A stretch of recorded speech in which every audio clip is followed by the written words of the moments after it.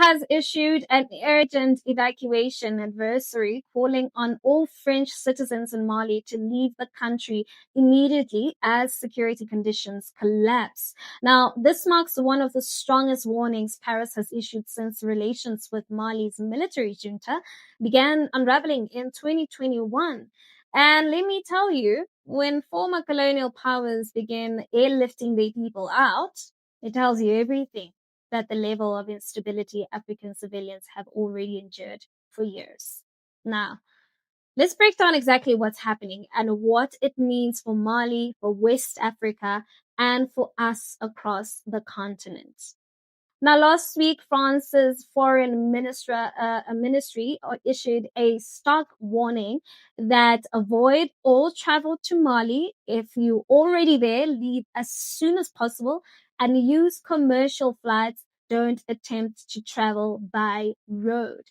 Now, this comes as armed groups linked to Al-Qaeda tightened a devastating blockade on fuel entering the country, creating an economic chokehold on the Malian state. Let's watch this video. The French are in Mali for their own interests and not for those of Mali. Now, if they decide to leave because their interests are not being met, I don't think that's a problem. The Malians are now standing up to take charge of their own situation. This matter concerns only them. They can do whatever they want. On Thursday, the foreign ministry spokesman said that France was following the deteriorating security situation in Mali keenly, and France's diplomatic presence remains unchanged, with the embassy open. Mali expelled French forces from the country in 2022, saying France failed to stem the ongoing insurgency after 9 years of intervention. We tell Minister Abdoulaye Diop to never again host a French person. They are hypocrites. They are the ones who need Mali, not the other way around. Last week, the US and UK announced the evacuation of... Now, fuel trucks can't reach Bamako. Electricity is failing. Hospitals are strained. Schools and universities have been shut down nationwide. Now, the strategy is brutal and effective.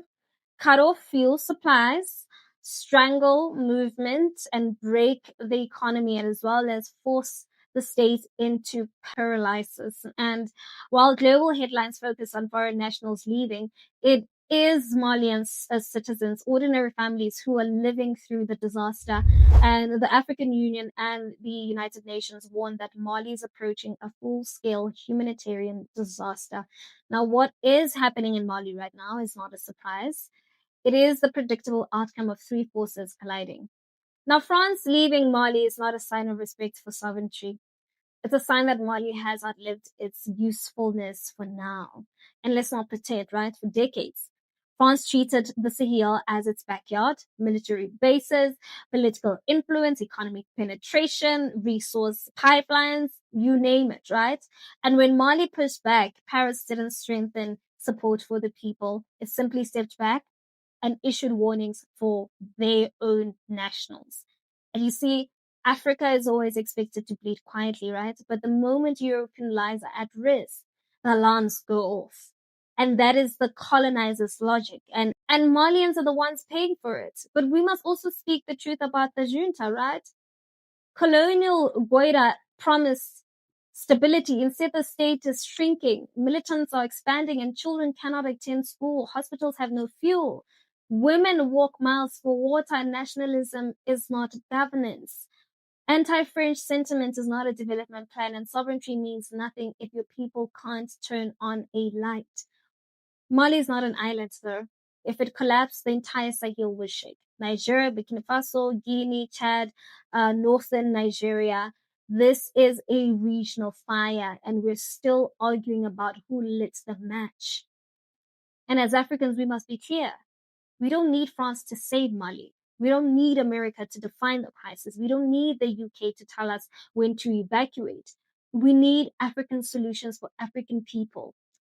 This crisis in Mali is a warning to all of us. When governance collapse, when foreign interests dominate, when leaders silence dissent, it is the African people who suffer. Now, as France tells its citizens to leave, let's not forget the Malians who have no plane to board, no embassy to call, and no safe country to run to. Their survival depends on us, the rest of this continent, refusing to look away. Now, let's continue the conversation in the comment section. I want to hear what your thoughts are on this. And while you're at it, please don't forget to give this video a thumbs up. I'm Naledi Mfoloe reporting the ADNC in Johannesburg. Thank you so much for watching.